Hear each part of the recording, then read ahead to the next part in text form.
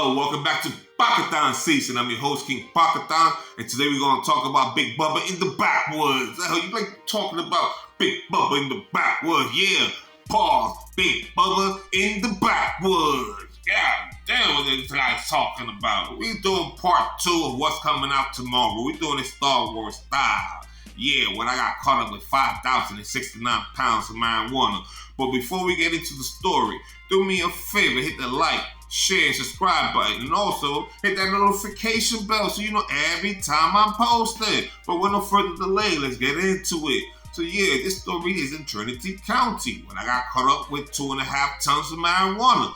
People be thinking weed is legal. Yes, it is. In the state level in California, but not in the federal level. You capiche me? Capiche. I bet. So now it's me, Muscle, who you probably gonna hear about tomorrow. This dude who got caught up with me, and this guy named freaking Boy Scout, because, you know, he's a National Guard, he's a little biatch, because he's soft. But yeah, either way, so we all get locked up with the 5 other Mexicans. We all go into the motherfucking Trinity County Jail, which is the size of a 2-bedroom apartment complex. They lock us up in a 2-man cell, 8 of us, for like a week. This shit was horrible, man. We were sleeping on the top of each other's paws. You know what I mean? This thing was horrible, man. The only reason we put up all that stuff is because we were getting free phone calls. In the other place, we understand we're going to have to make phone calls and we're going to have to pay for the stuff. So that's the only reason I'm like, you know what, let's stay here because we get free phone calls. So they're like, yo, no free phone calls for nobody no more. Y'all gonna have to pay for these services. They're like, oh, hell nah. We need a freaking cell. This is inhumane. This cell is too small for 8 of us. It's only meant for 2. So guess what they did? They put us in public freaking population. Damn, this a hillbilly place. This shit like the Hill Have Eyes location, just in the woods. You know what I'm saying? It was a whole bunch of white people. Listen, I've been locked up a lot of times in my motherfucking life, but I've never been locked up with 98% white people. This shit was crazy. This shit was like the Twilight song backwards.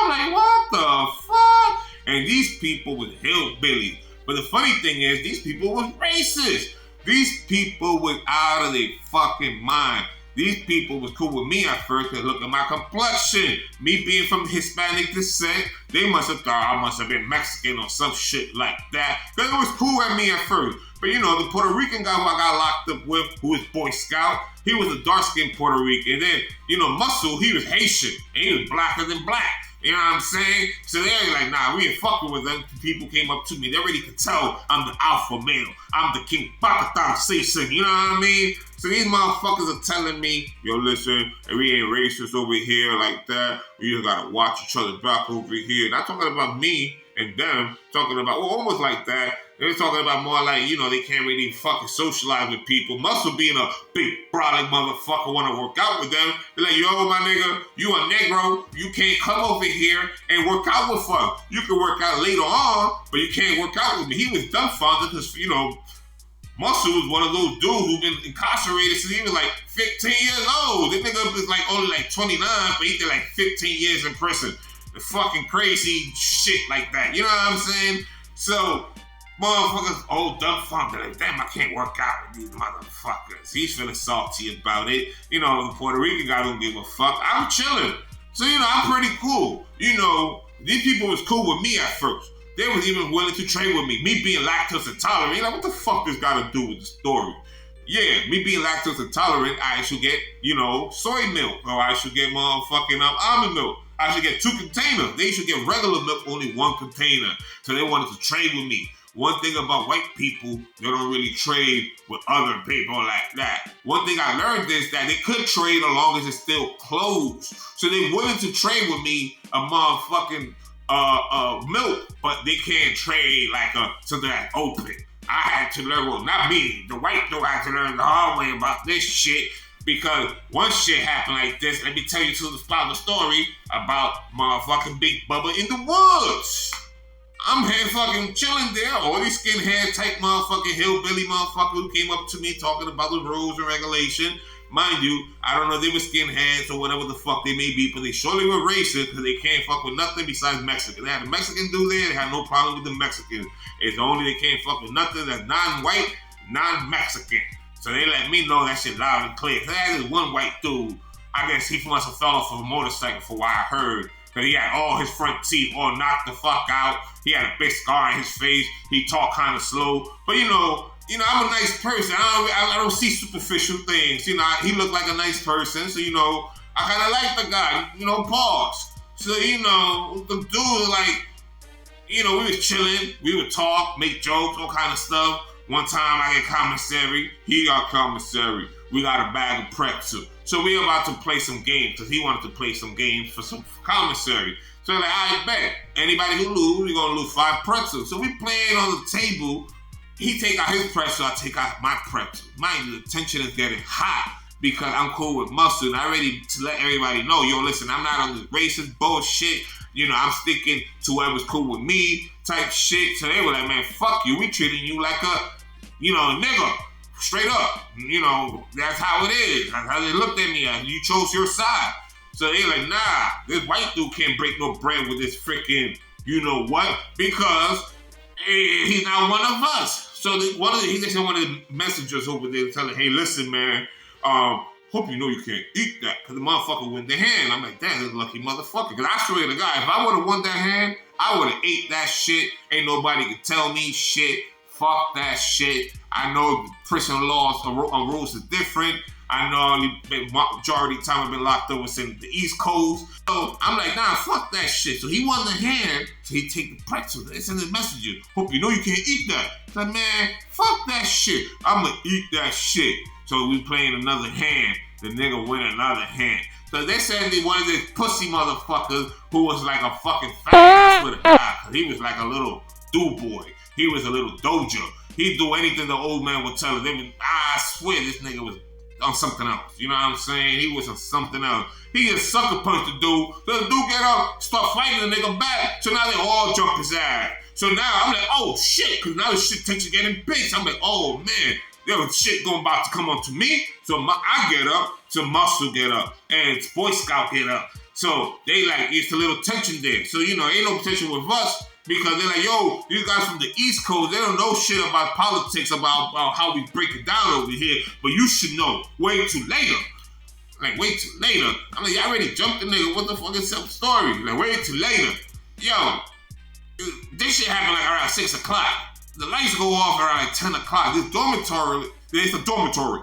So this thing only got like, I would say about maybe like 15 bunk beds. There's like 30 people in there. Like at 10 o'clock, the lights go off. Like around 11 o'clock, I hear. I'm like, what the fuck? I hear. I'm like, yo, what the fuck is going on? Then I can tell me something holding somebody. I'm like, what the fuck? And I hear, yeah, you N-word, you like that? So I'm like, oh shit, let me get up. Let me check it with my homie. Yo, I get up, man. I see a whole bunch of white dudes holding one dude, and they got a cover, like the sheet over his head, and they got in his mouth, and they like holding him, and I can't do the stuff because I can't bother that. Boy, and I hear that, I see the dude holding his arm down. I'm like, oh man. I try to get my hand because I was had to look a little to see what complexion the guy was, man. It traumatizes me a little. Straight up, I don't really like talking about this. I don't like talking about how people like get taken advantage of like this. But yeah, man, especially this is jail. I'm like, what the hell is this, man? How can this happen in jail? This ain't realistic. I must be bugging. But I had to look a little because he like, yo, man, what's wrong with you, Baga? What do you mean you had to look a little? Yeah, let me explain myself. Pause, bro. Pause.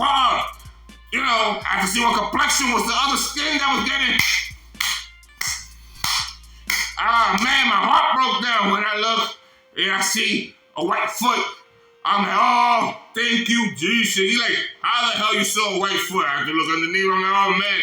Yo, this thing was crazy, man. This thing is crazy. When you see stuff like this, with the way they had this man positioned, and how to tell how you see the white foot, this thing is crazy, man. This is crazy. All I know is I was hearing for like at least, I ain't gonna lie to you, 3-4 hours, man. 3-4 hours, and now I'm pounding. And I'm hearing, I'm thinking like, we were bumping, because I'm like, yo, they probably fighting again. Man, listen. listen, man. The next day, in the morning time, they're rolling the guy out. Ah, man, they rolling him out on a goddamn gurney. I see this thing like, yo, this thing is nasty. Yo, this thing is disgusting. I gotta say, I see poop and blood all over his orange, scrubs. And I'm like, oh, man, it was like black, bluish blood. You could tell they must have ripped his colon. I'm like, these things are savages. These people are evil. Damn, I thought this thing only happened in movies. But this guy got his manhood taken. I don't know what happened to that white dude. I feel bad for the white guy. I'm like, yo, I gotta get the hell out of here. Come to find out, they do that to their own kind when they disrespect. That's what I heard. I don't know if all the politics are like that. But around Trinity County, that's how they was getting down. These guys are crazy. Don't get caught up over there. And Big Bubba catch ya. The dude who caught him was the biggest dude in that motherflower. He had to be like 6'6", like a good bit of 325-pound solid motherflower. But damn, man, that other dude, he was that little guy, but man, they turned him out. They must have turned him out. That 3-4 hours of that's crazy. I can't do that. I can't live with myself after that. But like I said, this is part 2 of part 1. You want to hear some more of this thing? Let me know. Leave it in the comment section. You already know who this is. King Pakatan. Reporting live from anywhere you want me to be at. King Pakatan over and out. You heard?